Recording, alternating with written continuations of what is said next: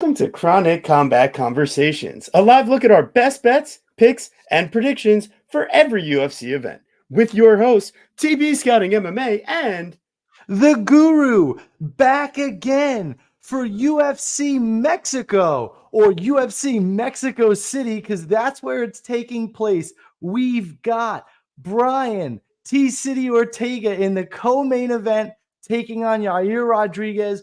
And we've got in the main event, we've got Brandon Moreno taking on Brandon Royval in the Battle of Brandons. Believe it or not, both fights, injuries happened and our rebookings. Can't believe it. Rematches. But before we can get into this excellent card from Mexico, we've got an amazing guest in the building, host of the Club and Sub podcast. If you're somehow not listening to that, make sure you do that.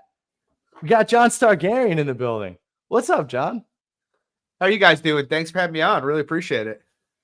hell yeah, dude. Of course, really appreciate you coming on. Appreciate your nuance for market and value. So really appreciate getting your take because there's not many who do it quite like you. So it was also a pleasure running into you at Prudential for the Aljo and Cejudo card, and looking forward to the Atlantic City card where we can meet up. So before we can get into that. That was, quick story if I may. Oh, yeah. Please. The funny thing about Prudential is I was there sitting with Gambas there, and we both bet Aljo, and I bet Aljo big. And I was sure sitting from my seats he'd lost the fight, and I was like, let's get the fuck out of here. I need to get a cab and get home. And so we're standing there at the exit. I'm just pissed off, and he wins the split decision. It was electric. It was like found money. It was almost like the money was gone. It was kind of nice. Wow. Yeah, we were actually on the Cejudo side, so we were like, but no, listen, taking we thought we might have had it after round 5. It was a good question. It was a good question. But regardless, what you people came here for today, UFC Mexico. Ay, arriba, let's go, baby. Make sure you are subscribing. Like the show. Ay, oh mama.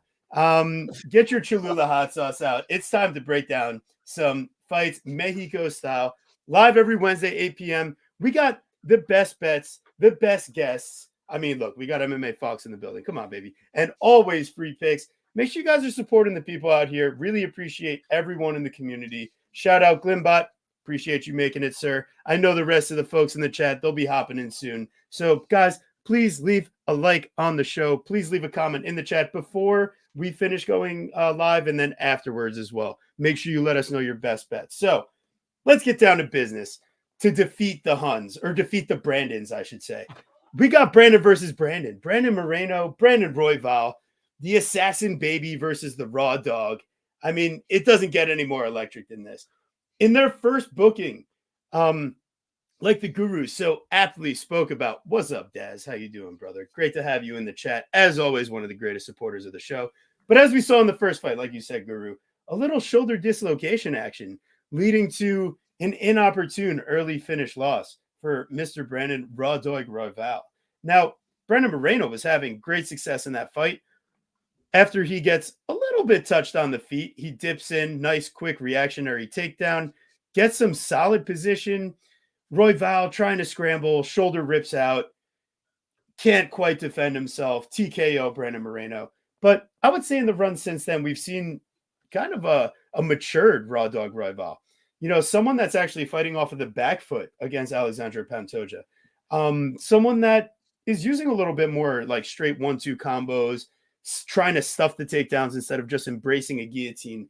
It took 3 takedowns in 2 minutes, 3 takedown attempts in 2 minutes for Pantoja to land his first takedown in their second matchup last fight. Now, Brandon Moreno here, I think that he is probably the better all-around technical fighter.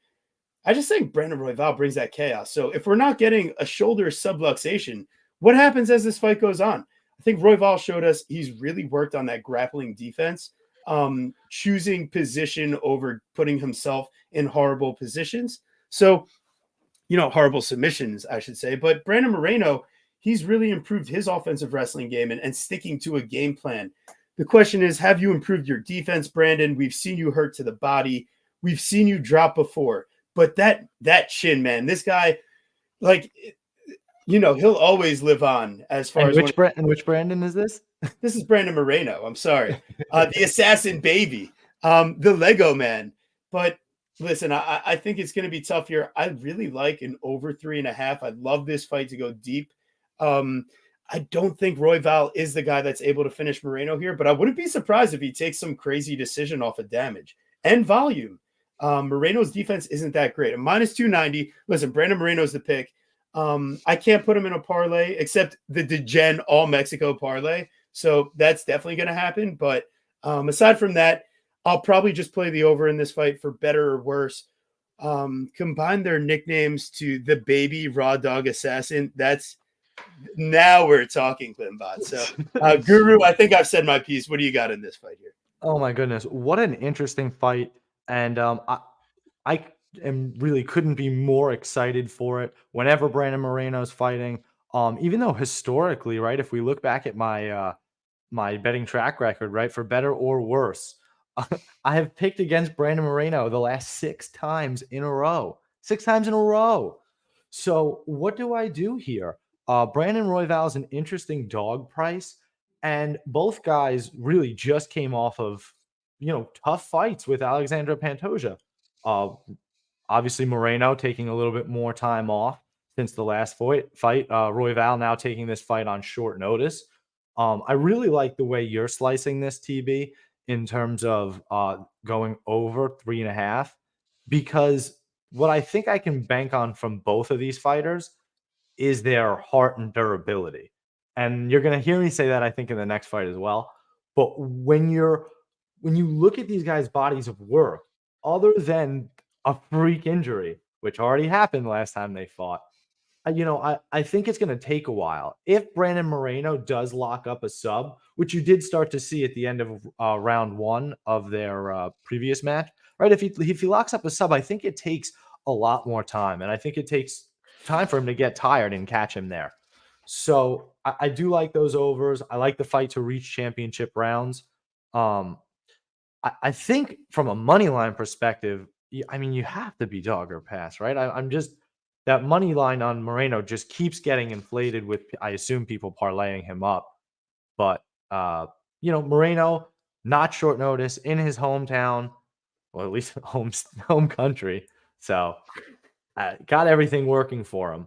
Got that hometown cooking, but I just can't quite pull the trigger. So I'm probably going to end up picking Moreno, but my money's going to be probably on the over and maybe a little bit of a dog shot. John, who's a notorious dog hunter, he loves cashing those big money tickets. John, what do you got for us here? I am a raw dog hunter. My philosophy is never Brandon Royval. Never Brandon Royval. I did parlay Brandon Moreno here. I just, Royval's style is one I just inherently think it's a style that can work against better fighters who aren't physically imposing fighters, in my opinion. But against guys who are really tough to finish and are reasonably technically sound, it's just hard to win like that. I mean, you have you have the numbers up on the screen, but it's like the guy defends distance strikes at 48%. He's been knocked down by a ton of guys.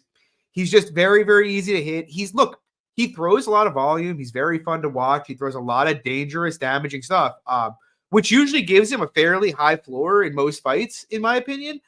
The thing is, Moreno, the guy is one of the most durable fighters to ever do it. He's never been finished. He's very, very tough to submit. He's a very good wrestler. And like, in addition to having the poor distance striking defense from Royval, you have the horrendous takedown defense that goes along with it. And the fact that, you did bring up, he did mind his P's and Q's to not give up his back to Pantoja. The problem is he basically didn't work up. He ended up just kind of stuck on bottom. And so now he may give his back here just because I don't think Brandon Moreno is near the threat to take his back that Pantoja was. But I do think Moreno can more or less get him down at will. And, Moreno's a guy we've seen scramble with some top level of submission grapplers throughout his career. Like, I just don't see a sub as a very live outcome here. I don't think a KO is super high percentage. And I just struggle to see how, a guy who's less durable, worse defensively everywhere, with worse cardio is supposed to win this fight at any real clip over 25 minutes. So he can win it, obviously, but I just feel like Moreno minus 300 to 350 is about right to me. Wow, yeah, that's certainly interesting because obviously the line was a little bit closer when he just fought Pantoja, and if we're gonna play like that MMA math, that's a tough game. But it's all about the betting market, right? Well, I Yeah, I think mean, I bet Moreno's Pantoja cardio is too. good. That's fair. Yeah. That's also where it's tough. That's where this fight is really tough for me. So not only have I obviously picked Figueiredo multiple times, and I had picked Kai Kara France, and I'd picked that fight to go the distance as well. It's been very profitable for me betting Pantoja against both of these guys. So it's been weird fading them and then now trying to have to pick one. So what I am cooking up right now, and I can't imagine this line stays this way, is Brandon Moreno in over 2.5 on Bet365 is -105, whereas on DraftKings it's -135. So I can only imagine that line gets steeper. I like that. Is that a SGP? Yes. Yeah. Bet365, you said, right, Guru? Correct. At -105, I mean, that's really interesting to me. They usually have much better same-game parlay odds than DraftKings, and they also generally are much slower than the rest of the market to move. Really recommend Bet365 if you're chronically behind the line movement. Yeah. All right, dad jokes over. We're moving on. We got Yair El Pantera Rodriguez versus Brian T. City Ortega. Only one of them gets the Mexican accent.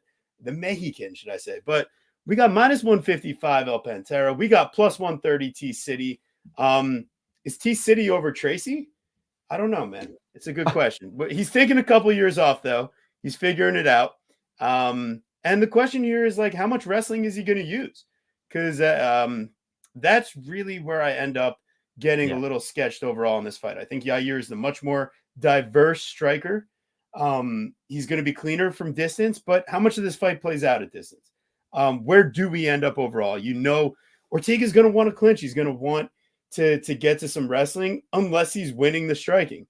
It's just against some of the higher level strikers. I mean, he doesn't quite go down, but I mean, that dude is like close to out at certain points. So if the fight didn't end by shoulder subluxation as well, but once again, back-to-back shoulder dislocation events, now coming back. I think Royval was his wrist or hand, by the way. No, it was his shoulder. It was his shoulder. Are you sure? Yeah, exactly. Yeah, I was. But anyways, yeah, it was a shoulder because like he was trying to defend and he had to like. Yeah, I think you're right. His arm was flapping in the wind, if I recall. Yeah. He was like, yeah, well, because you have to hold it at the wrist so that your shoulder's not right. falling. Okay, because I haven't. Listen, I work in a PT clinic. All right, let's get our P's and Q's minded over here. Anyways, all right. In this fight, though, I feel like Yair Rodriguez has been, one, the more active fighter. Two, his physical shape looks completely different than it used to a couple years ago. Take for that what you will. I'm not saying things, but I'm just saying that. I mean, I know he's running in the mountains. I know he's training at altitude. But Yair, what else are you doing? I have some questions. You've been looking phenomenal, dude. The grappling also looks immensely improved.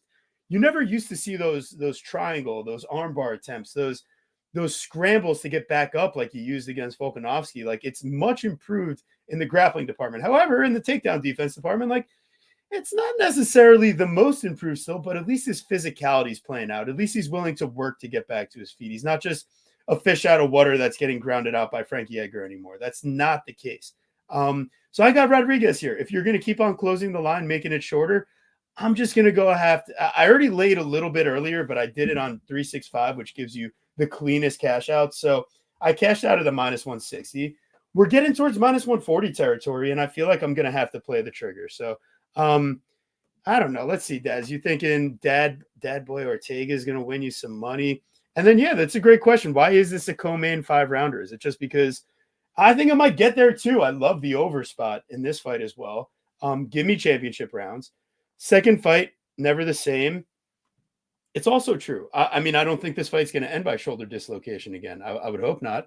In fact, I think we go a little bit deeper. So, yeah, there are 3 rematches. So at least one of them is bound to go to the same, and I think it's going to be the one coming up later. So ultimately, it's Yair's the pick, and he's probably going to be the bet. I just want to see where the number settles.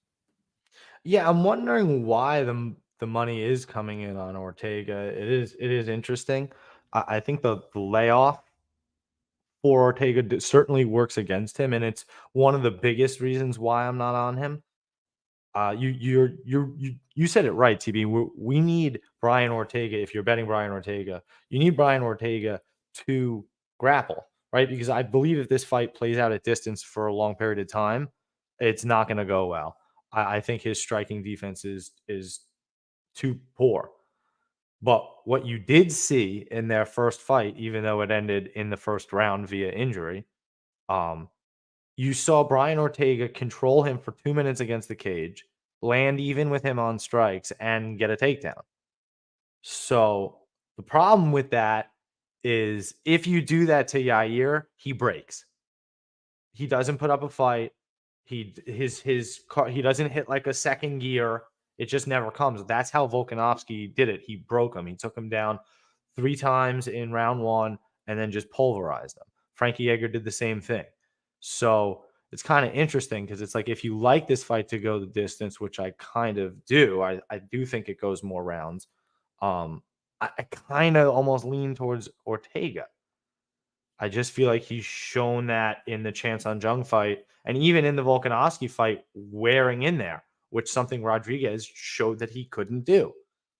So it's very, very tough. I probably end up passing the fight more often than not, just because I think both this and the main event are just so interesting because of all the intangibles and outside stuff that is much harder to predict.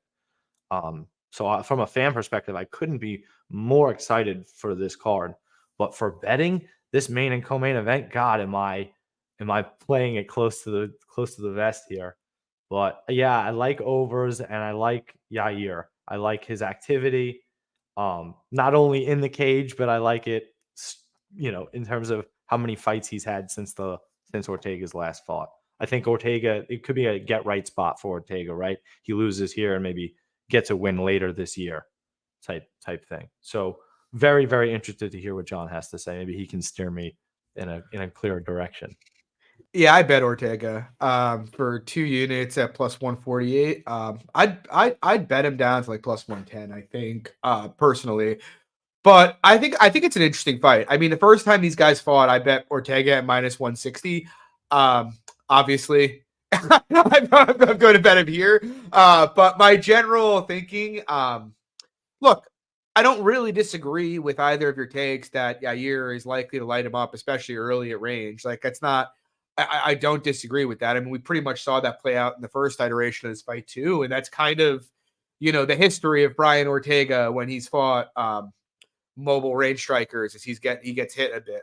And I expect that to happen here while they're fresh. I think for me, the biggest differences are, one, I trust Ortega to go deep a lot more than I trust Yair. The truth is we have seen Yair slow down on numerous occasions in fights before, which you can make the argument, so why not wait for live, right? Except to Guru's point, if Ortega doesn't separate his shoulder, he's going to win the first round in that last fight, So now suddenly you're at Ortega minus 200, so I'm like, I don't see the issue with going pre. But so I trust the Ortega cardio more.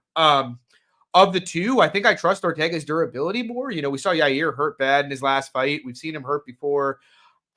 We've seen his grappling on bottom look horrible. And I trust, Ortega's taken a lot of damage, but he's taken some time off here. He hasn't taken much damage in a couple of years. So I kind of trust his chin.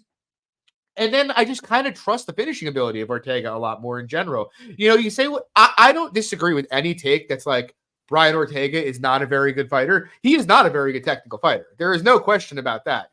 This is a guy who has pulled many victories out of the jaws of defeat, but the reason he's been able to do that is because he hits hard. So he does have knockout upside and he's an elite submission grappler. So, those kind of things I feel are often underrated. Like, he can turn almost any situation into a positive or almost fight finishing situation. Like, you go back to the Holloway fight and everybody remembers Max whooping his ass for 20 minutes, but he wobbled Max and got to his back at one point in that fight. That is my point I'm making, is he has an ability to manufacture finishes in a way that Yair does not, in my opinion, in the context of this fight.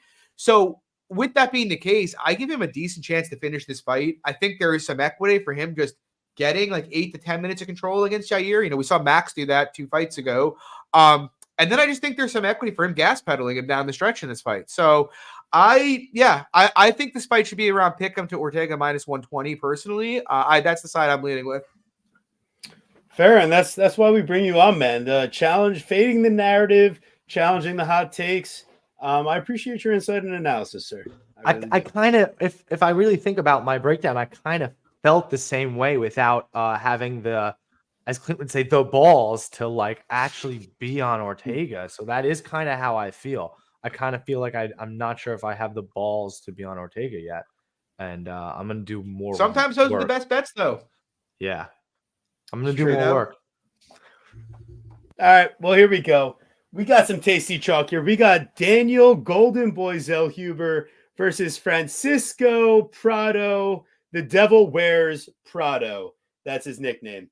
Daniel Zellhuber, Mr. Golden Boy himself. I mean, he's been given a matchup on a golden platter. You found a younger fighter than Daniel Zellhuber. 3 years younger, Francisco Prado. Coming in, traveling into the, not hometown, but, into the domain of Mr. Golden Boy. 8-inch reach advantage for Daniel Zellhuber. Speed advantage. Striking defense advantage, even though it's really still not that great. And also the takedown defense from Zellhuber, chef's kiss. That stuff is beautiful. Crazy balance, uses all the right technique to get out of things that he has no business getting out of. I think Zellhuber rolls here. Minus 270, safe as it gets. Mexican parlay, let's roll. Guru, what do you got? What a very, very good fight. You've got the Extreme Couture prospect, right? Daniel Zellhuber and Francisco Prado, who he's an interesting guy as well, right? From Argentina. Right, from Argentina. And beat Ottoman Azaitar in his last fight, knocked him out cold. But that's not exactly surprising, right? The little ground and pound there, not exactly surprising. But losing to Jamie Malarkey by decision is not exactly a good look, even though it is his debut. I just think Daniel Zellhuber is all the upside here. Just the faster, better striker. And the line makes sense. Almost to a point where, I don't know, it's almost like, why isn't he being bet up more? I feel like people are just kind of overlooking him. And that happens sometimes. So I feel like he's just kind of getting overlooked with some of the other spots on the card. So, yeah, I do like him here as a favorite. Well, can I ask you a question, Guru? Like, when you have the opportunity to bet some other people on the card, like minus 550, why would you look at Zellhuber minus 270? You know what I mean? Like, what's the intrigue? Like, you have everything you need with, like, Farisium in the minus 200 range, and well, that's what I'm saying. I think and Muhammad John coming in at minus 575. Listen, there's plenty of opportunities. Let's not look at Daniel Zellhuber. I actually think that Zellhuber is somebody you should be looking at because you actually can expect a finish from somebody like Zellhuber, whereas Farisium, his nickname is the Smile Killer, which means he is going to kill the smile of the parlay you lay him in. So. Yes. That's payback. Very, very careful. Is a dish best served cold, and you just gave it to me this week, baby. Absolutely. I stole a tweet of yours last week, and you came right back. I gotta say, game respect. Oh wait, you tweeted baby. That? Yes, I did. I didn't know. I don't. Game respect. I don't follow you. Yeah. All right, John. What do you got in this fight? Yeah, I'm with you guys. I parlayed Zellhuber with Moreno. I'll be honest. I saw like 2 people talking about Prado, like he's this high upside prospect, and I feel like I'm like, did anybody watch this fight with Jamie Malarkey? Like this is Jamie Malarkey. My biggest concern with Daniel Zellhuber as a prospect is like his utter and complete lack of defense if you get inside on him. But I mean, man, this kid's got a fucking chin. I mean, he's eaten some bombs in the UFC and had pretty much no problem holding up under them thus far. And like that's all Prado really has is like kind of explosive power. But even like with that, you watch this kid and he's not very like he telegraphs everything he does. Like you watch the Malarkey fight. Jamie Malarkey also is a guy with pretty tragic tall man's defense if you get inside him. But Jamie Mullarkey had no problem kind of hanging back and just kind of reading what he was doing. I believe, if I'm not mistaken, Prado only landed like 22 significant strikes over 15 minutes against Mullarkey.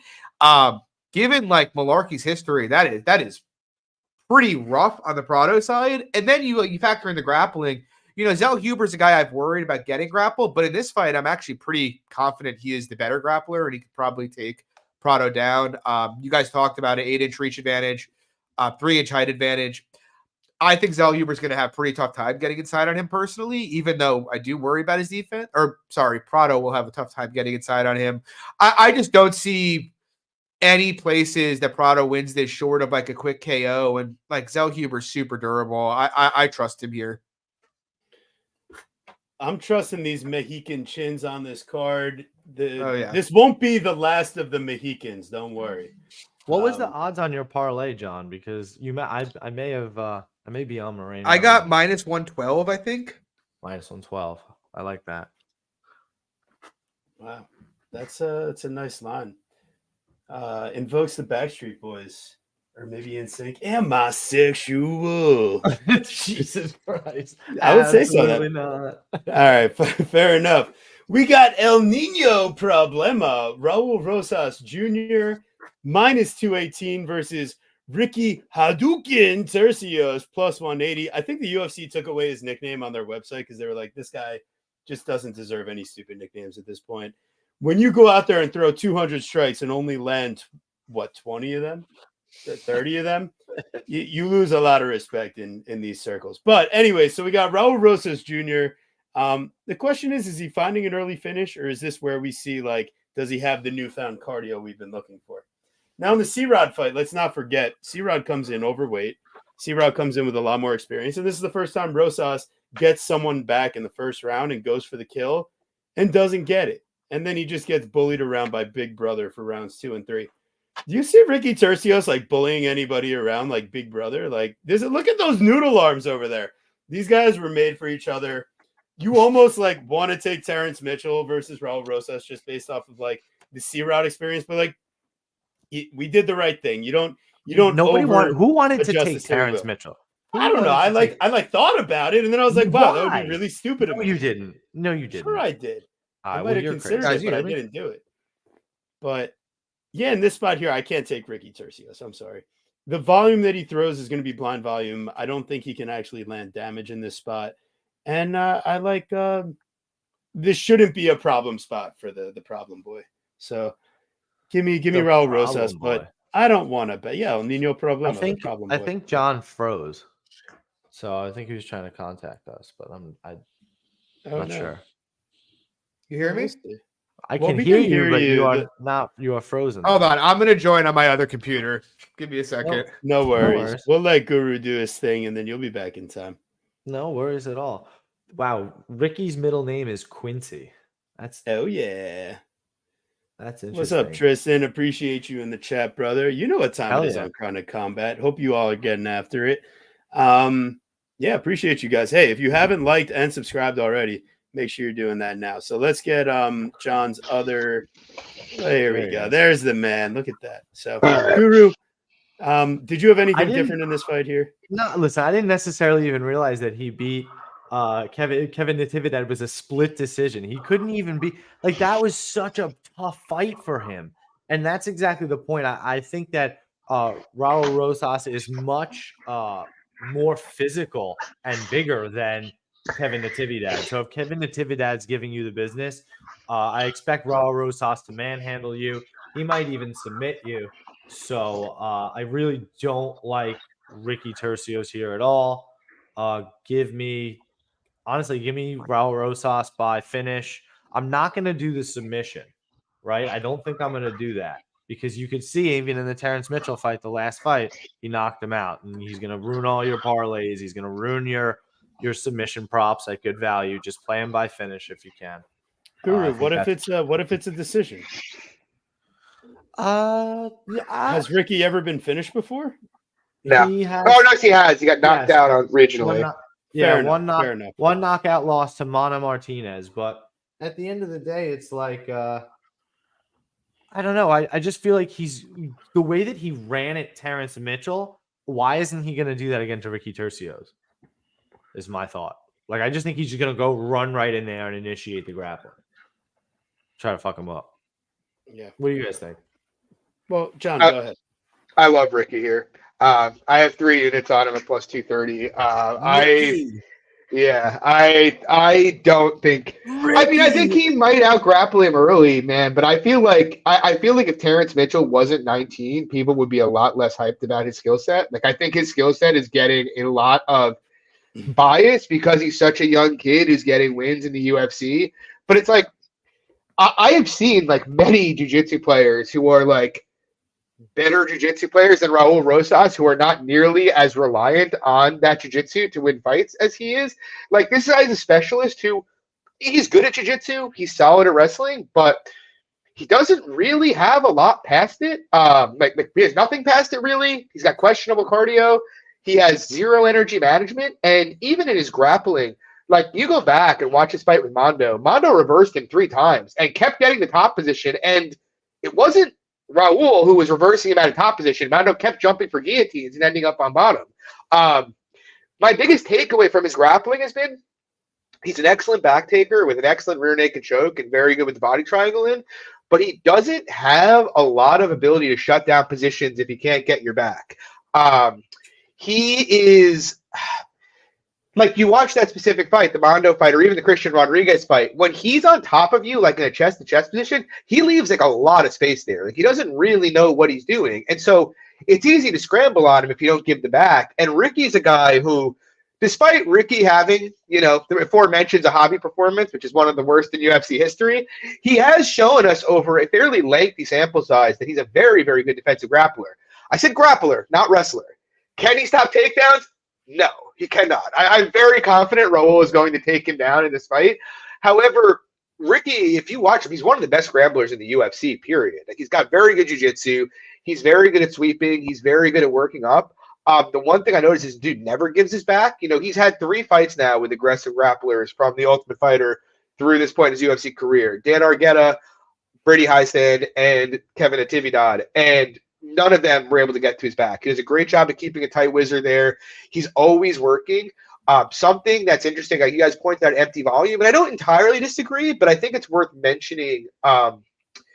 If you look at how judges have been scoring this year and the last year, really, they have been scoring volume out of bad positions over control lately. I mean, the Kanako Murata fight, there's a million fights I can think of where Tim Elliott won a round off bottom against Mokaev. Mokaev's lost multiple rounds, actually, against multiple fighters now from top position. And so it's the kind of thing where a guy like Tercios, if you take this a hobby fight out of the sample, he landed 200 total strikes against Heistand, despite being controlled for 8 minutes that fight. He landed 170 against Natividad, despite being controlled for 6.5 minutes in that fight. The guy is working constantly, even when you're controlling him. And then when he gets on top of you, he throws like pretty vicious ground and pound himself. And that's something like I noticed, if you guys go back and watch his fight with Mondo, the couple times, man, Rosas ended up on bottom. He looked like pretty confused. Even then, you go to his next fight, and I know he was tired, but I mean, the way he kind of just flailed around and did nothing rounds 2 and 3 against Rodriguez when Rodriguez got him down. I mean, pretty disturbing to me. So you're giving me this 19-year-old kid who's a bad striker, low volume, who, in order to make his game work, needs to get your back and needs to use 110% of his energy, has shown us at sea level to not have very good cardio. And now he's fighting at 7,300 feet against a cardio and output demon who is also very, very good at scrambling and is going to make him work.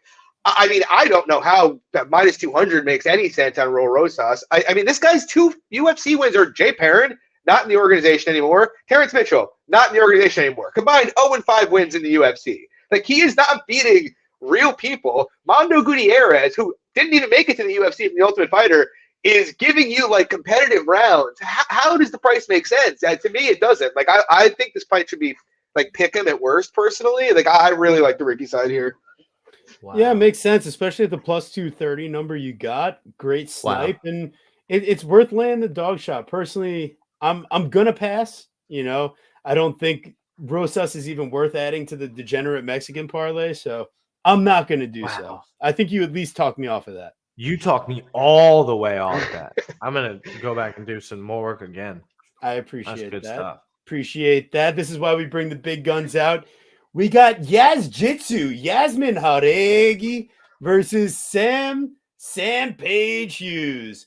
Man, this is going to be a very good matchup. Now, there's some things about this one that right off the bat you don't love. Yasmin Jauregui at minus 535 coming off of a 10-second knockdown in her last fight against Denise Gomes. And even worse, Estela Nunes knocks her off balance or fully knocks her down in the fight before that as a gigantic underdog.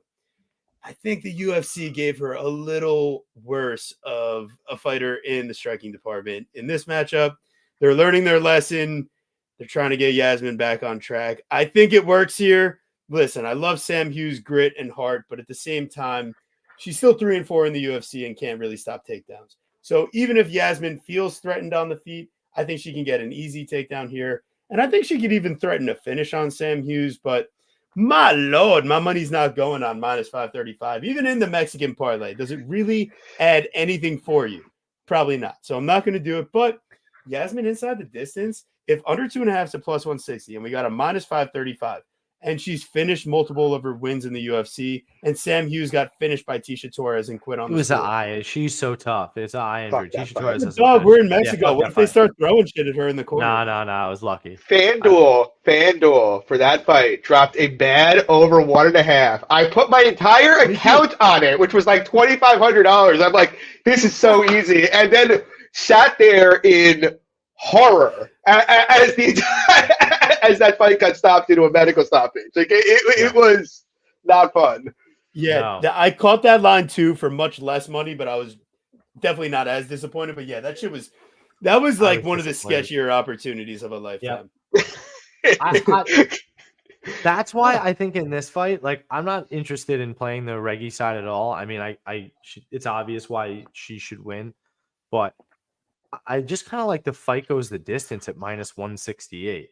Like, I think Sam Hughes is tough and durable, and I honestly think the fight plays out more with a ton of grappling too, honestly. So I think it goes the distance. I think that's a good number.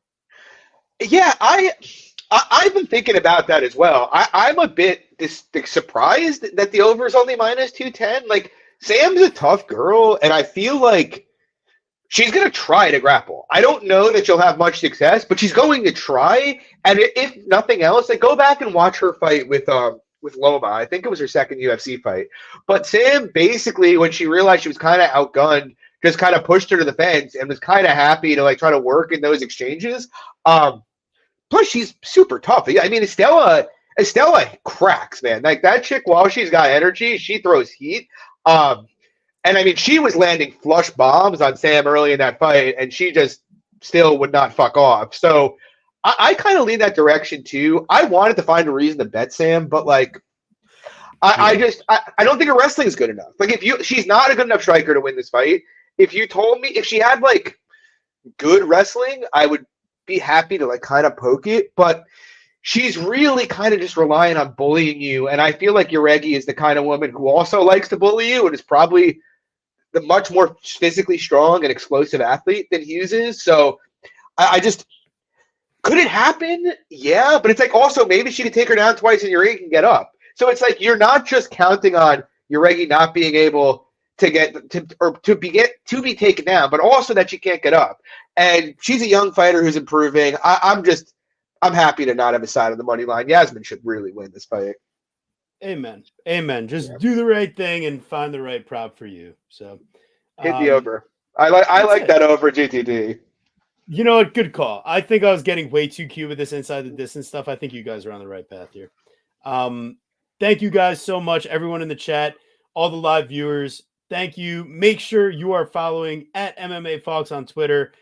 John Stargarian is the name that pops up. And then the Club and Sub podcast. They do great work over there. Danny Lags and Mr. Fox himself. So make sure you're also, if you're in the chat right now, do the right thing. There's got to be more people in the chat than there are likes on this video. So if you haven't liked the video so far, shame on you. Do the right thing now, and we can move. Like the goddamn video. Do the right thing. Listen, and also check us out on Twitter Instagram. Okay, Facebook, I was like, are we shutting down the show? I thought you were shutting down the show. No, I mean, for a second, I was like, it's over. I told my wife that I can't put my kid to bed tonight. Right. No. So that was just the short intermission. Do your thing, take the dog out. Twist a little something, pour a little something. Whatever gets you going. But we got Manuel El Loco Torres versus Chris the Problem Duncan. So minus 185 Torres, lines choo-choo train running away, plus 154 on the problem. Houston, do we have a problem here if you're picking Manuel Torres? Is this Cedricus Dumas versus Josh Fremd line movement, or is it like Markel Maderos line movement where you're feeling good about it? So Manuel Loco Torres, listen, I end up taking him minus, what did we get, Guru? Minus 135? I got minus 125. Oh, yeah, minus 125, even better. So I got 3 units, minus 125, Manuel Torres. Now that I'm done being an absolute dick, realistically, I mean, Manuel Torres by finish, but this is where it gets tricky. The over and under is really set on the idea that Manuel Torres gets the finish. Who have we seen Chris Duncan really finish in the UFC? And that Charlie Campbell fight, I mean, that's as fluky as a comeback as it gets. So if Manuel Torres has the fight. Yeah, and if Manuel Torres has you on death's doorstep in Mexico, like you're dying, okay? Like the ref is not going to let you try to come back in that matchup, okay? Whoever the commission has refereeing this fight is going to make sure they stop the train for the problem, Chris Duncan. Now, the other thing is that this dude's out here on Twitter, like yelling at people that are saying that he hasn't been like preparing for the altitude. And then, Guru, what did you tell me? He yelled at our boy MMA prediction guru over his research, which was mad funny, saying that what did he say, TB? I forgot what he said. So he was like, no, I've been sleeping in an altitude tent at night. Yes, I'm getting there like a week ahead, and like I'm ready to go, bro. Like I've been preparing for this. I'm like, the fuck you doing arguing with some random MMA prediction guru on Twitter about this bullshit? Are you real? Like, you sure you're ready? You're about to fight El Loco, daddy. You're going down to Mexico. Like, and here's my thing. Like, Manuel Torres, man, when he starts to finish you, he's going to finish you. And it's not like he's just, like, completely idiotic. Like, this dude knows how to use teep kicks, front kicks. He knows how to throw his 1-2 at range. Like, he was like, you know what? I'm going in pocket and I will finish Nicholas Mota. And he was like, oh, shit, wait a second. I need to be a little bit keener than that. Like, hold on a second. But once again, just like our boy Zellhuber, we're talking about the Mexican chin and the fire in Torres to just like the second he gets hit, he's like, all right, it's time to fight. That step in elbow, I mean, is Mota's nose ever going to be the same after that? And then Frank Camacho, we haven't seen Frank the Crank since in the UFC, right? Frank the Crank in the UFC. Is that how it goes? But no. All right, fair enough. Manuel Torres, listen, I saw enough from his hips and like quick takedown reactions that like Chris fucking Duncan's not taking this guy down. Let's be serious, okay? Like Chris Duncan that was the big thing that I saw on tape was that when Chris Duncan tried to take down Ashmuz, a dude had a broken hand from the beginning of round 1. He couldn't even get the takedown locked in. Like, this is not the guy that you want wrestling Manuel Torres, who's a physical freak. And honestly, Chris Duncan's way to get things done is, if you've watched any of his fights, is to strike. And I think he goes down. And let's not forget, not only has his chin obviously been cracked by Charlie Campbell, and that fight could have been stopped by somebody else, he has been knocked out by Slava Claus. So I don't think that there's any reason why one of my like knockout of the year contenders in Manuel Torres doesn't find another finish here. I think he kind of does it similar to like the Carlos Pradas like a week or so ago, like a round 1, round 2, like later in that situation. So that's how I kind of want to play Manuel, especially now that the line is gone. So I like him by finish and maybe that round 1, round 2 grouping. So what do you think, John? Well, Manuel Torres has been a bonfire of cash for me through 3 fights. I bet Colton England against him. That didn't work out. I bet Frank Camacho against him. And I bet Nicholas Mota against him. I am not a big fan of Manuel Torres or his game. What I respect is, and what I've come to respect with him is, he's very athletic, he's very explosive, and he's a huge, huge hitter for the division. Beyond that, I have very serious questions about what kind of depth there actually is to his game. Like, to me, prior to the Camacho KO, he looked like he was starting to slow down. There's some regional footage of him slowing down in fights, and I was not surprising. The guy uses a ton of energy, when he's fighting out there. And so I've been eager to continue to fade him. And, like, with Chris Duncan, do I think he's the better MMA fighter? Yes. Like, I think Duncan has more skills. The biggest problem I have with Duncan, though, is, you touched on just now, Guru. It's not just that he got knocked out by Slava or hurt by Charlie Campbell. He got hurt by Omar, too. The Ashmouz fight, I bet it big in that fight, and that was a nice win for him. But Ashmouz also hurt his arm, like, in the first round of that fight on a kick, and was basically a one-arm fighter for the rest of it. My issue with Duncan is, look, if he gets through the first 6 or so minutes here, I'd feel pretty good about holding a Duncan ticket, because I do think Duncan has much more proven cardio and much more proven grappling chops. The problem is early in this fight, Duncan, he has decent skill. He's a good kicker. He's a decent boxer. He's a decent grappler. He is so slow, though, and he is so wooden, and his head does not come off the center line. That's why Omar was able to hurt him. It's why Slava hurt him multiple times. It's why Charlie hurt him. And I don't think he's very durable. Like, he looks like he's kind of fragile to me. And so, as much as I want to fade the Manuel side here, I feel like he's going to hurt Chris Duncan early in this fight at an alarmingly high clip. I just can't. I can't get it out of my head that he's getting knocked out in the first round here. Like, that's how I feel. I'd be open to entering Duncan live past a round, but my gut feeling here, and I don't know if you have the number in front of you, Guru, but my gut feeling is that Torres is going to KO him in the first round. Do you know what the round 1 KO number is here? Ooh, they don't have it listed on DraftKings yet, so I'm not sure. They're going to have it on Bet365. Give me a second. Nice, sick. I hope. Just they haven't listed past the Haregi fight. Because that kind of interests me if it's plus 250 range or better. Because I've only got total rounds, so I can give you Manuel Torres and under 1.5. I mean, no, Chris Duncan and under 1.5 at +1. No, not Chris Duncan. I'm saying Manuel Torres to knock him out in the first round. Yeah, I can only give you under 1.5. Yeah.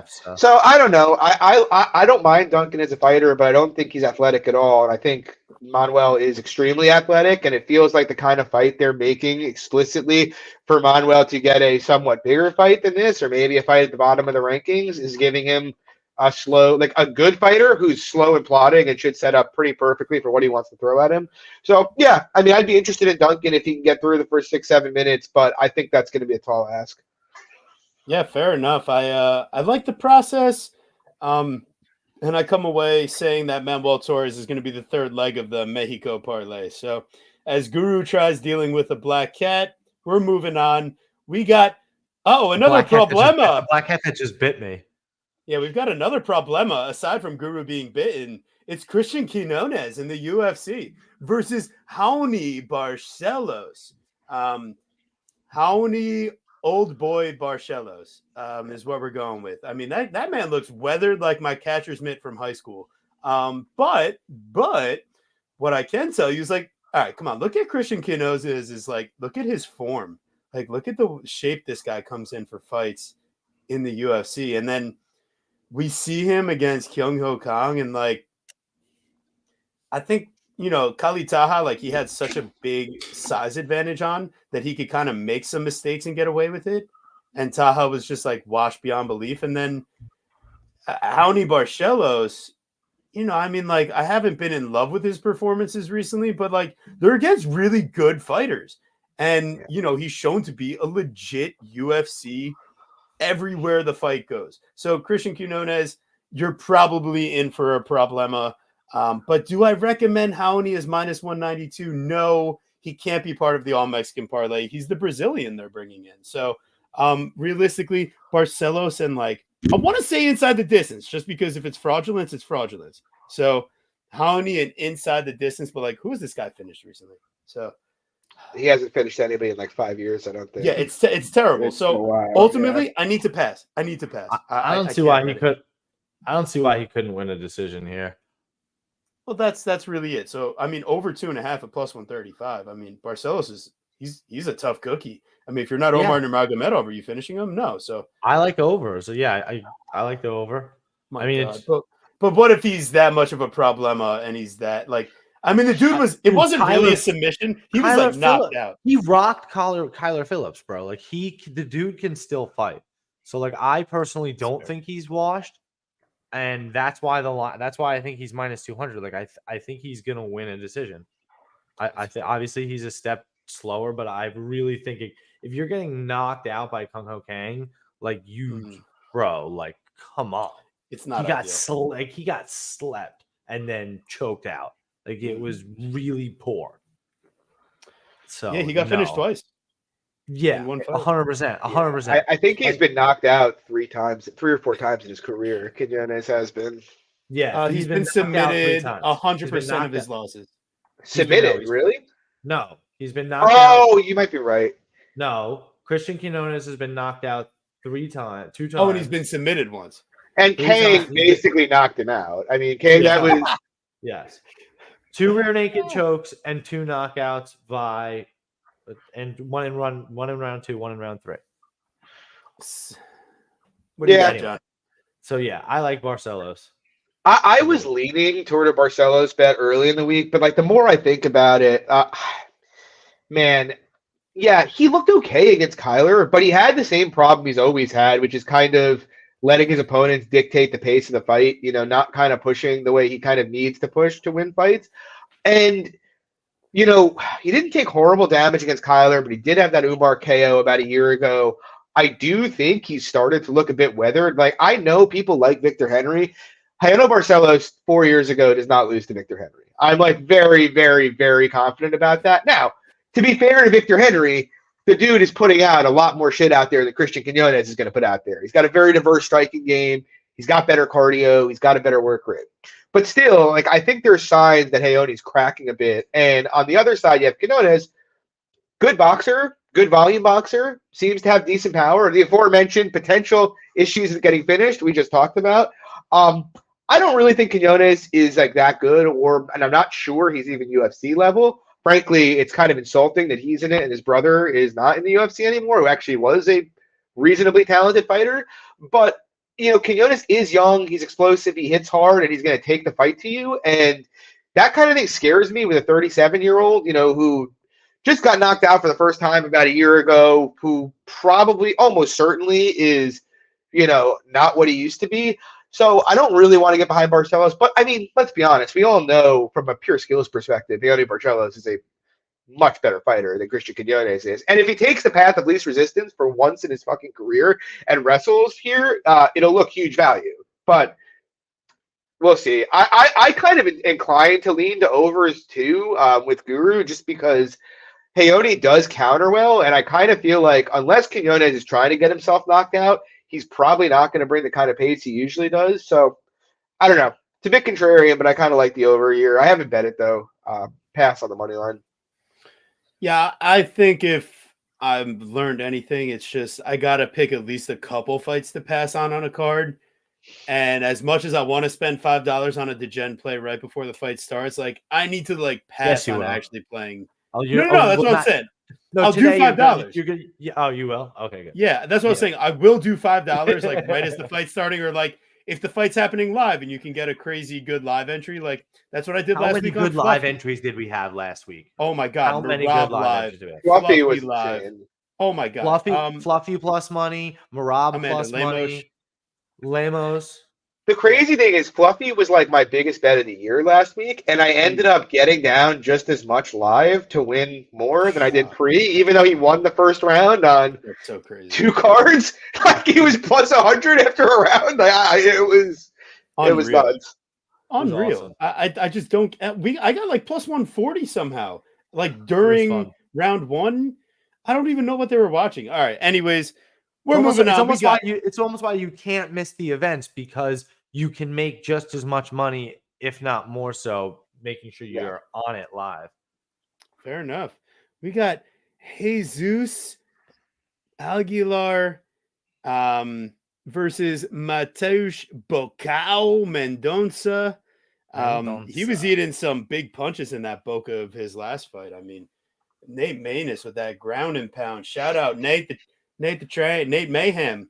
Nate Mayhem, our boy. Appreciated cashing that fat underdog ticket. And like, please explain to me how in fighting Basharat and losing the most dominant decision ever, and then getting like put to sleep on 5 different occasions against Nate Maness, and then you're coming back before Nate. I know Nate got hurt, but like you're coming back before Nate Maness even comes back, bro. And you're still cutting a 125. What's happening here? Why are you the favorite? Please explain it to me. Guru, tell everyone about the amazing line you got for us today. Yeah, listen, and this is why it's so important to, if you're doing your research, like, I mean, get your research done and then get to check those lines, because I'm researching this fight this morning. I'm like, yeah, I really like Jesus Aguilar here. I think he's just straight up like just a better fighter. He's certainly more durable. I think Mendonça could be fairly fraudulent, honestly, when you look at who he's beaten and how to get here. Just really wasn't impressed. And yeah, we got in at Jesus Aguilar plus 140 on Superbook, and you go back to right now to go check Superbook, and it's plus 105. So yeah, crazy live today. Yeah, people by Wednesday, Tuesday, Wednesday, those lines really start getting sharper for the weekend. Yeah, I mean, I was thinking of betting Aguilar before that line crashed, to be honest. I was kind of leaning in that direction. Now that it's crashed, I probably won't play it at the current number. I was trying to hold out for plus 150, and it just didn't come. Yeah, my issue is I don't really like either guy, to be honest. Mendonça especially, you guys mentioned it, but, I faded this guy in contenders and was wrong, but I bet Basharat and Manos against him. I just, first of all, I don't know what he's doing at 125. Like, he's not, like, a little guy. He's 5'6" with 71-inch reach. That's, like, the same height and reach as Aljo. This guy is not a guy who should be fighting at 125 pounds, in my opinion. I think his cardio is suspect at best. I feel like his defensive wrestling is kind of suspect. I think there's not a lot of process to his game. His defense is poor.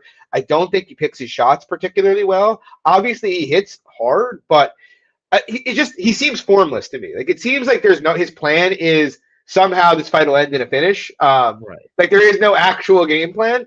And Aguilar, Aguilar's got a style I like. He's an aggressive wrestler from Mexico and has good cardio. I mean, those are guys you want to bet. My issue with Aguilar is I just don't think he's very good. He's very small. You look at the context of this fight, 5'4", 62-inch reach.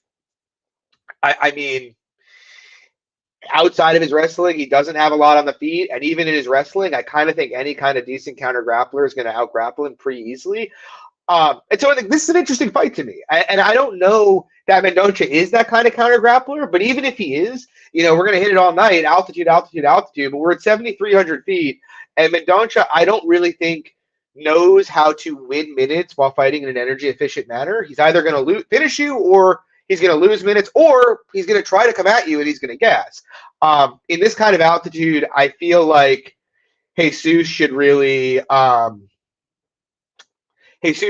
take him out. Or not, I shouldn't say take him out. Like, I wouldn't be shocked if Aguilar comes out or if Mendonça comes out and finishes him early. But I do think, given the cardio dynamic, given the process dynamic, given the toughness dynamic, I think Jesus is a far more tenacious fighter than Mendonça is. I think you just have to lean to the Jesus side, especially if he gets out of round one. This is another one that could be a decent live bet. Like, I can imagine Mendonça hurting him or even having a decent round grappling in round one, but I can't really see him doing it for 15 minutes. Yeah, no shot, man. I totally agree. Happy you're kind of feeling the same way. I apologize that somehow I feel like you've been killing all the line movements, so somehow you didn't get. Well, I guess it just never got to where you wanted. So, yeah, but I really appreciate the analysis. I agree, and I really do end up liking just the pace and pressure of Jesus Aguilar, and I actually would be kind of surprised if he got knocked out early. He's displayed a fairly decent chin. I know he's gotten rocked, but I mean, he fights, so listen, fight. We got Jesus during Lent. Could it get any better? How do you not play the dog here? Thank you, Clint. I'm just glad you didn't give up gambling or chronic combat conversations for Lent. So I appreciate you. Hell yeah, that Jared.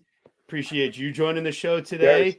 Yeah, John, back to back, man. Appreciate this guy, one of the goats in the game. Yeah, make sure you guys are checking out Club and Sub.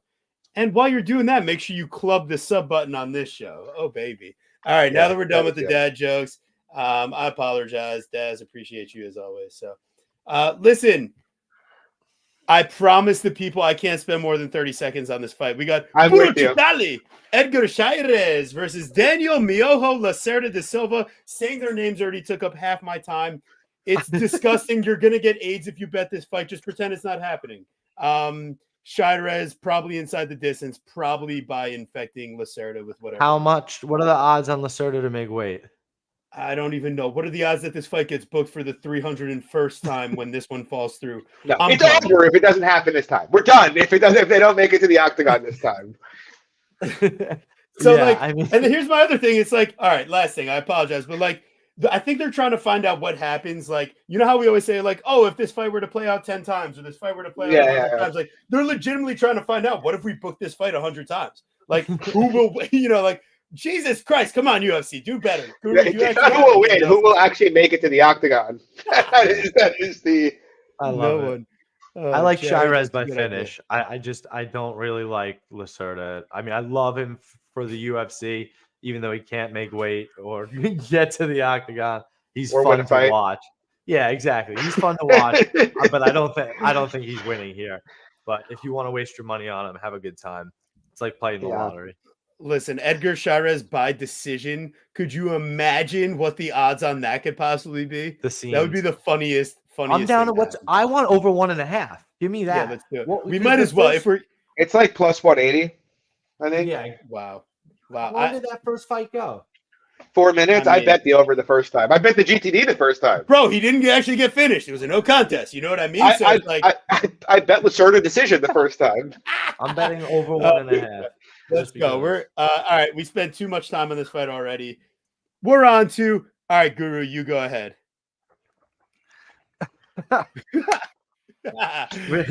The Prince of Peru, Claudio Puelles. Guru versus the first time. The first time that Claudio Puelles fought in the UFC, we had to talk, or I guess not the first time in the UFC, but like the first time he came back and fought since we started doing the show 4 years ago. We were like, wait, like Guru's like, how do you say his name? And he had to legitimately practice it like 100 times in a row. Puelles. Just like getting as close as he can to Puelles. So I'm still not sure that's right. You never know. But anyways, we got Mr. Prince of Peru versus the Smile Killer. I think he's the parlay killer.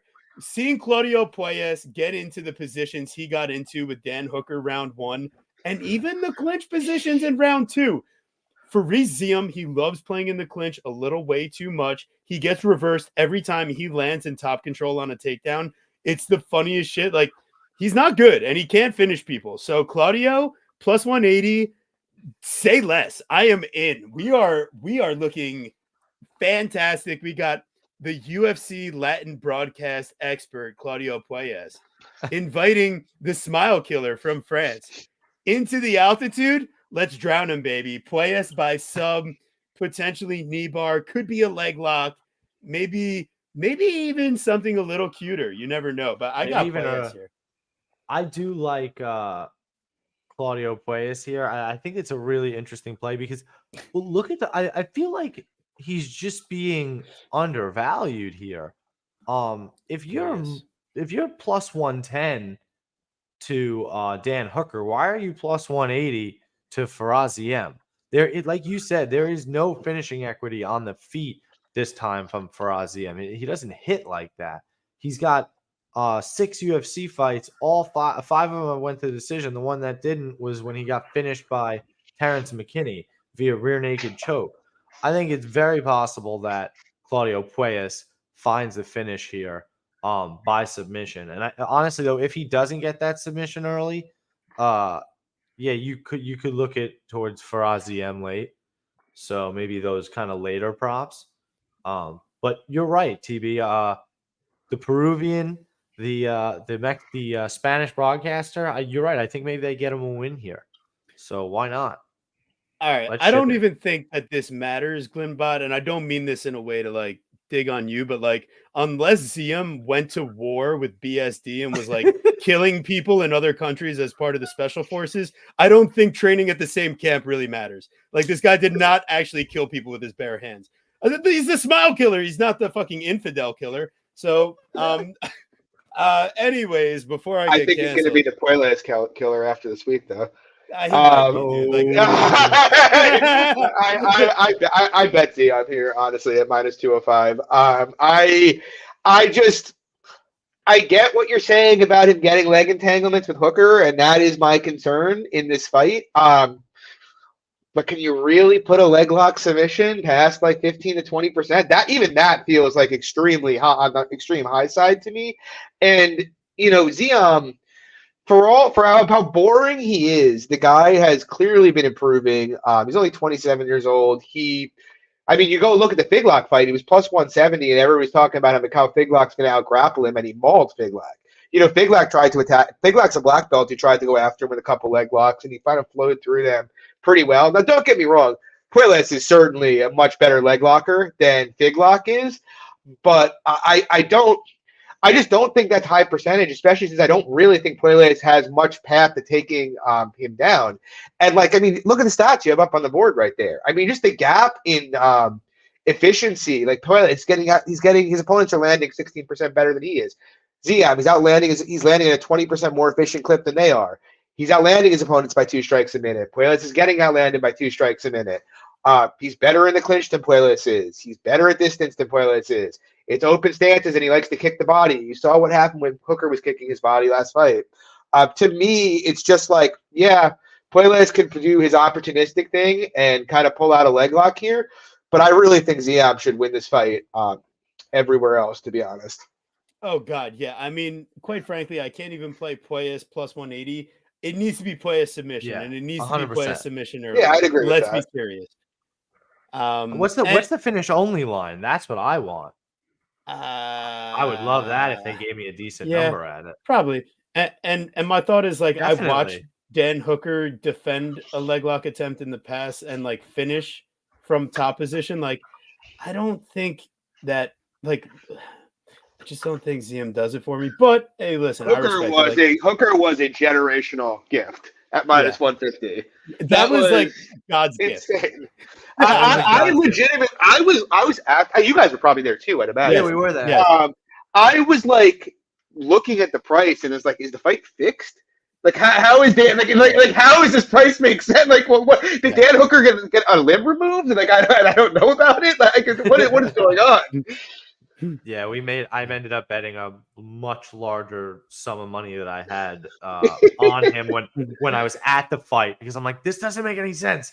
Dan's gonna win, and I bet. And the money just kept coming in on Puelas. It was crazy. Yeah, for sure. I love it.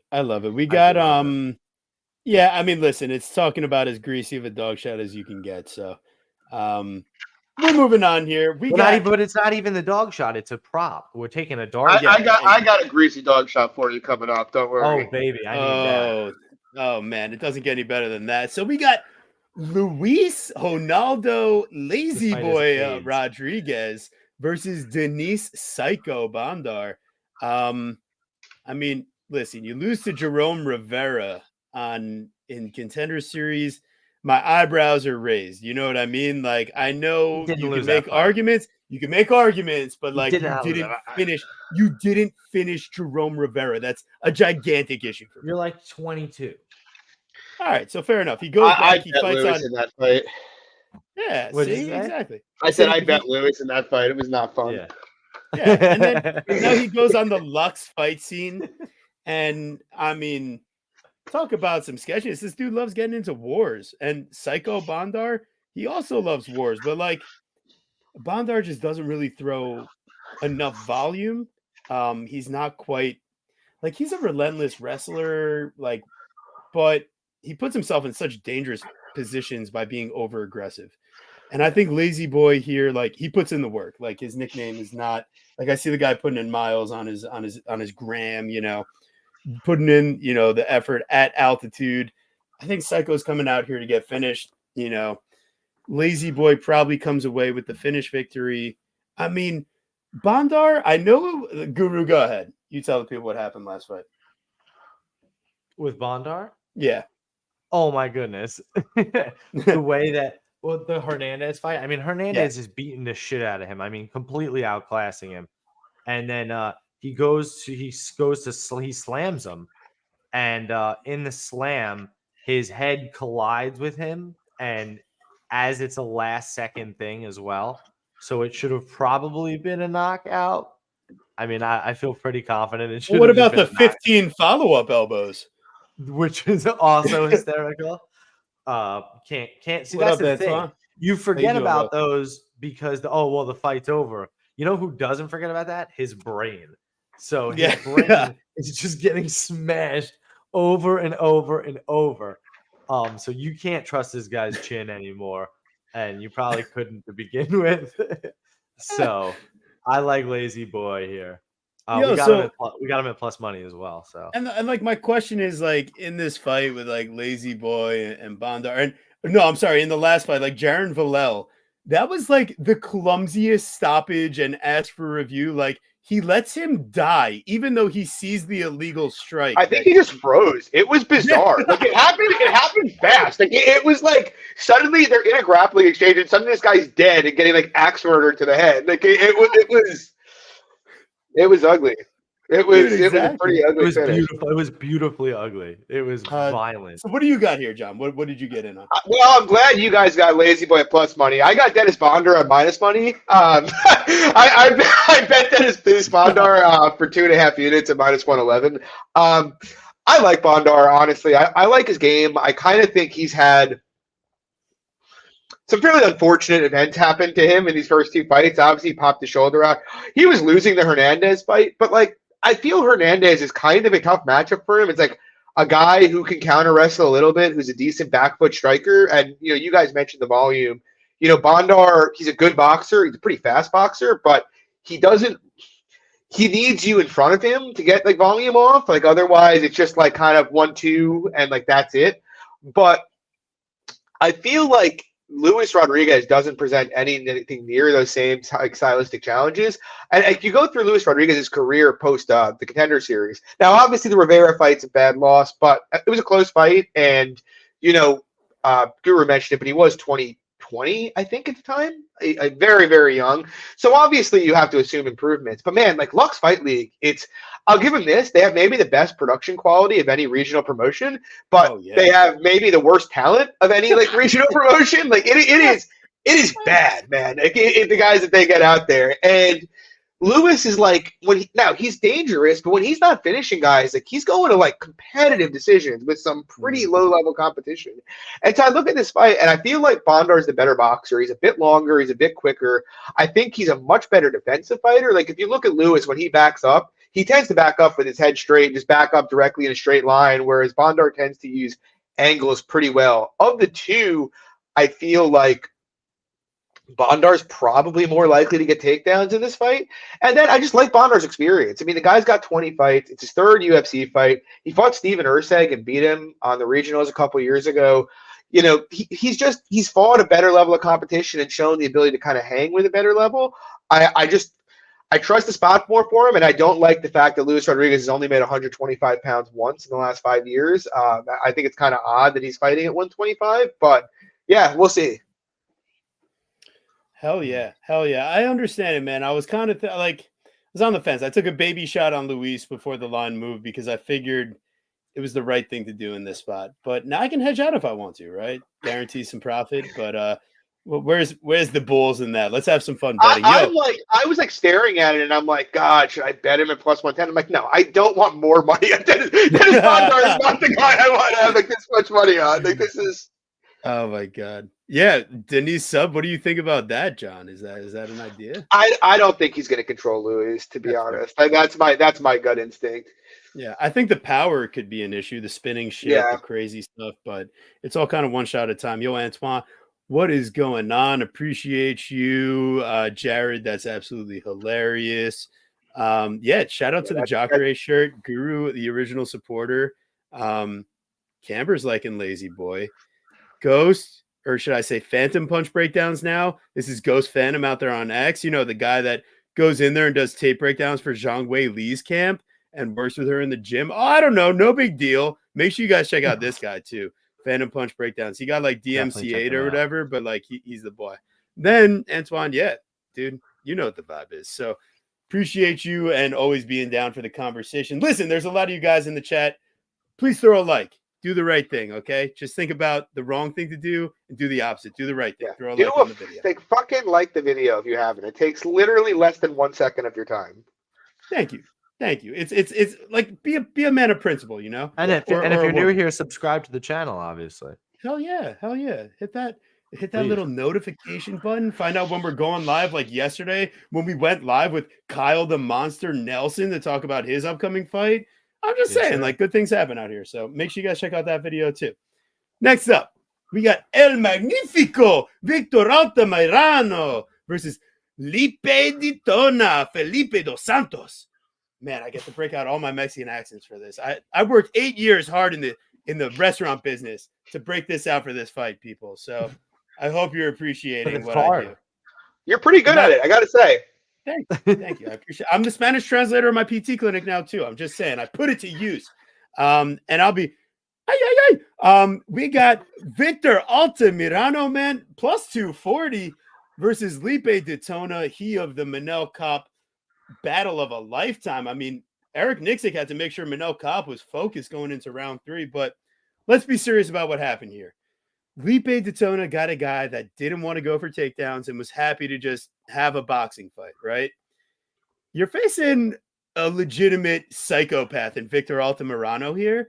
I mean, this guy, you want to talk about volume in like the most stupid of fashions. Like, it's spinning this. Yes, Guru, it's wacky, wavely, inflatable arm guy. But he does it, and he does it with cardio, and he can land some takedowns.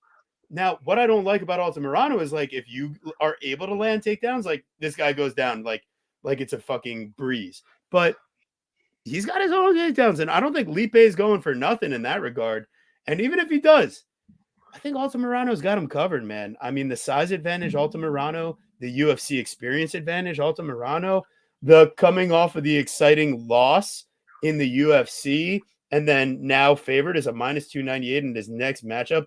Listen, I love Lipe Di Tona more than anyone, but geez, I get it. Camber, shout out, Super Sticker, donating to Grandma's Couch Cushions. This is how we're able to throw degenerate props week by week. It's from the lovely people in the chat like you, making sure that I can throw disgusting money on Valentine Woodburn. I promise I'll think better next time, okay? I tried, everybody. So I really tried. I'm so sorry.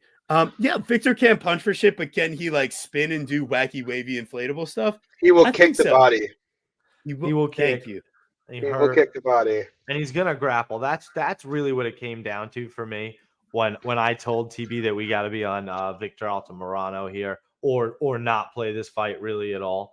It's because I just don't understand. The dude is much closer to like a pick'em. What was that line versus Tim Elliott? Yeah, he's like plus 150 versus Tim fucking Elliott. And what happens in that fight? Tim Elliott doesn't even want to strike with him because it's two awkward dudes going at each other. He just out grapples them. He takes the path of least resistance and just lays on top of him. Felipe dos Santos doesn't do that. He's an assassin. And like you said, TB, he got into a fight with a guy in Manel Cop who doesn't have any interest in having a grappling affair. That's a dude that was just playing with his food. He was happy to go out there and get, I think they got $50K for fight of the night, right? Yeah, I believe so. Yeah, they did. Exactly. So that's exactly what Manel Cop wanted to do. He's the motherfucking star boy. So I like Victor Altamirano as a dog shot here because I just simply, by my own process and standards, cannot play Felipe dos Santos at minus 300. I don't care what anybody says. And I don't care if he finishes him in round 1. Yeah. I still feel good about it. Not in this economy. Which I don't think he's going to do because the guy that he's lost to, mind you, is a round 2 submission to Jared Brooks. Like, you may not know who Jared Brooks is, But Jared Brooks is a former UFC fighter, a good martial artist, a guy that's won. Jared Brooks is a fucking animal. He is a fucking animal. You know what I'm saying? He's won 4 championship fights in a row and just grappled that dude, Mikey Museki, whatever that dude. Dana doesn't. He also beat Davidson Figueiredo, or got robbed in Brazil against Davidson Figueiredo, I should say. Yes. Exactly. So the dude is a beast. So losing to that guy doesn't mean that you're gonna fucking lose to Felipe Dos Santos. So I'm on Alta Moreno. Yeah, I like Victor a lot here. I have 2 units on him plus 260. I'm like with you at pretty much 100%. So like this is like classic market spot. Like this dude comes in short notice. The general narrative is he's got no defense at all. He's very raw. It's questionable whether he should be in the UFC. He's like plus 400 against Manel Kape. Comes out pissing green like all of those guys coming out of a shootbox Diego Lima recently. And he comes out there and he pushes Kape hard. But like the thing no one talks about is, first of all, it was competitively non-competitive, if that makes sense. Like Felipe had his moments. He landed some hard shots on Kape. He also got hurt bad, like 3 times in the fight. Kape landed 70% of the significant strikes he attempted. Felipe out-attempted him like 3-1 and got outlanded by 20 strikes over 15 minutes. Like this is a guy who is not very accurate and who has no defense at all. Now, he's 22. I like his talent. He's a good athlete. I think he's going to hang around for a while. But being reasonable about this, the market is acting like he beat Manel Kape and is a top 5 to 8 fighter in flyweight. I am like very confident that is not true. I'm very, very confident. To your point, like if Tim Elliott fought Felipe Dos Santos, he would literally tie him in a pretzel. Like it's like that is what we're talking about here. And like I went pretty deep on his tape because I know he attempts to wrestle a lot, but I'm kind of with you guys. Like I don't like Victor's bottom game much at all. But he does attempt stuff, and he's the kind of guy that if you're not like a good grappler, you won't. Like good grapplers are going to wipe Victor out. But like guys who just take him down, he's going to scramble hard. Like I can't imagine Felipe having more success grappling than Carlos Candelario did with him. Whereas to your guys' point, Victor is going to grapple. He does it with a lot. He's a fairly intelligent fighter. You saw him do it with like Vinicius Salvador. To be honest, that's what this fight kind of reminds me of. Like Felipe throws a bit straighter, a lot straighter than Salvador does, but it's a very similar dynamic in terms of the fighter. You know, big Brazilian guy who's going to pump offense and can't really defensively grapple. Like I looked at every takedown Felipe's faced or time he's been taken down. He's never gotten up himself. Even in LFA, the dude he was fighting took him down 6 times and literally let him up 6 times. He was so gassed. Like this is a guy with a bad bottom game and bad hips. He is immensely talented. He is a great athlete. He is dangerous. He could hurt Victor here. But like I have to give Victor a grappling advantage. And even striking, I do tend to favor the Dos Santos side just because of the nonstop offense. But like look right there. Like Victor and like it was now Kape landed 70% of his shots. Go watch this guy's fights before Kape, though. Everybody lands on this guy clean. Whereas Victor, he's got that janky, awkward style, but like he defends distance strikes at 60%. He is not an easy guy to hit. He's very good at rolling shots, and he's going to throw kicks to the body over and over and over again, which in an open stance like this is, I actually think is beneficial. Again, we're at altitude. We don't know how Dos Santos is going to react to that. Hot take, I think the general take is how durable he is. And I think he's fine amount of durability, but Manel hurt him 3 times. He got hurt twice in LFA. Like I don't think he's quite as durable as the market thinks he is, and he is very, very hittable. So yeah, I think it's a competitive scrap. I don't see how I don't see how you could get past minus 125 for either side personally. So I like the Victor side here. Nice. Love it. Love when we align on a dog like that. And a plus 240. What more can you ask for? Oh, man, we're on to Eric the King Silva, plus 425. The king of what? I don't know. The king of frauds versus Muhammad John Naimov, the Hillman. Why'd they take the John out of his name? I need to know. He's Muhammad John. Why are you taking that away from me?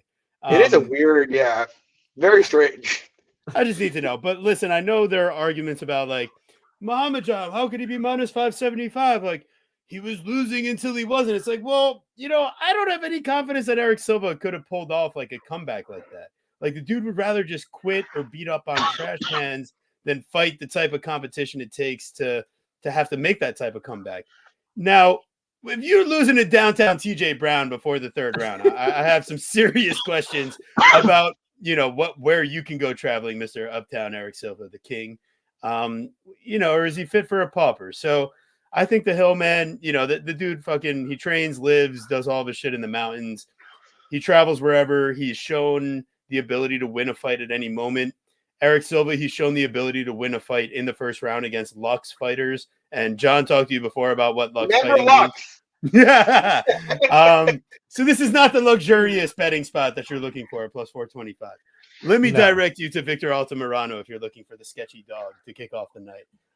Eric Silva, there is no value. There's also don't fucking parlay Muhammad Naimov, okay? Can I be any more clear? What are you doing? Bet him inside the distance. And if Silva somehow wins round 1, bet him live. Bet him live. Like, Silva, just because he trained for like 5 minutes with Diego Lopez, once again, that doesn't change anything, okay? We saw Armin Petrosian and fucking Roman Kopylov training in the same camp with an Olympic gold medal wrestler. What happened when both those guys faced a real wrestler the next time out? Did it actually fucking change anything? No. If you get subbed by Carl Robertson, if you get finished by TJ Brown, you can't change that, okay? I'm sorry. There's just I love that shit when people are like, oh, Roman, he's been training with the Dagestanis. And it's like, the guy's been fighting MMA for 12 years. He's not getting a lot better at grappling at 32 years old. Like, I don't care who he's training with. It doesn't matter. Yeah, my money is not on the lesbian gym teacher at plus 425. So, and he does look sad. I don't think he wants. Christ. Like, did he ever really want to be here? I would want to keep on beating up on Lux fighters if it was profitable. So it probably wasn't, and that's probably why he's sad. Did he wear the hairnet? Is there anything in your sloppy Joe? Exactly what he looks like to me. Yeah, exactly. I don't have anything super exciting on this fight. So yeah, I like Naimov by finish. I think that's an interesting play because you don't trust Eric Silva's cardio, especially in Mexico. Oh God! All right, well, you guys did it. If you somehow haven't already, absolutely terrible. I'm judging you, but throw a like on the video. I'm sorry. The Hillman is low key a badass nickname. Yeah, it's pretty sick. I like scary. It's like the Mole Man, but the Hillman. All right, so really appreciate all you guys in the chat. As I've yelled at you so many times to like the video, you somehow stick around, put up with me and all my nonsense. You know what? I'm going to do what I want. I don't have to listen to you, Justin, but I appreciate your advice. Don't bet the money line. That's for sure.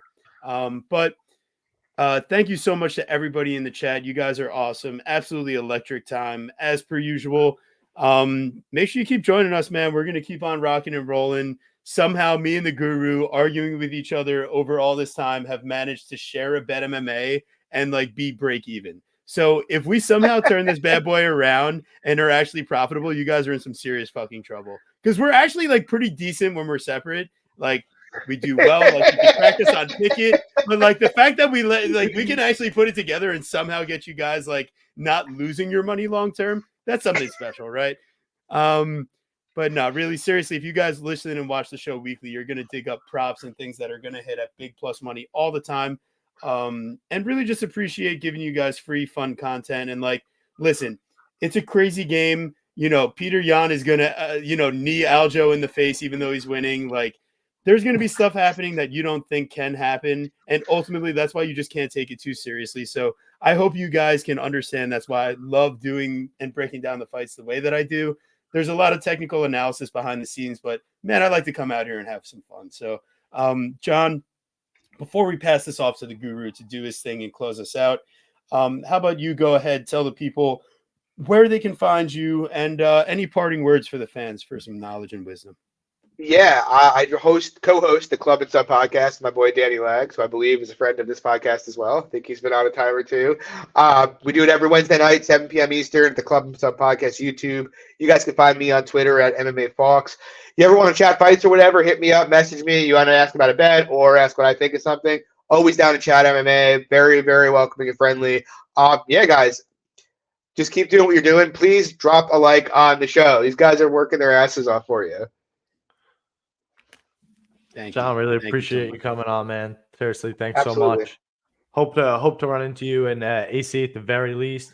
Yeah, let me know what hotel you guys are staying at. Actually, I haven't booked anywhere yet, so I'm going last minute as I always do. So it's Yeah, I booked the hotel months ago because I had found out that they were going to be there, so we took care of that. We'll be staying at Harrah's, but the okay. fights Cool. Harris is awesome.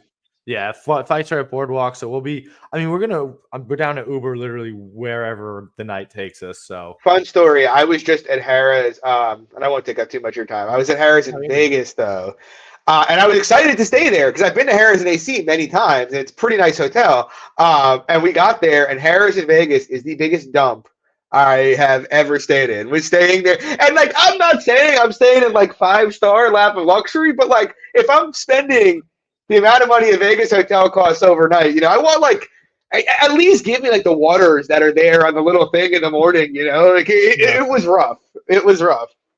Yeah. No, honestly, yeah. Harrah's was honestly just the cheapest that night. No, it's great in AC. It's amazing.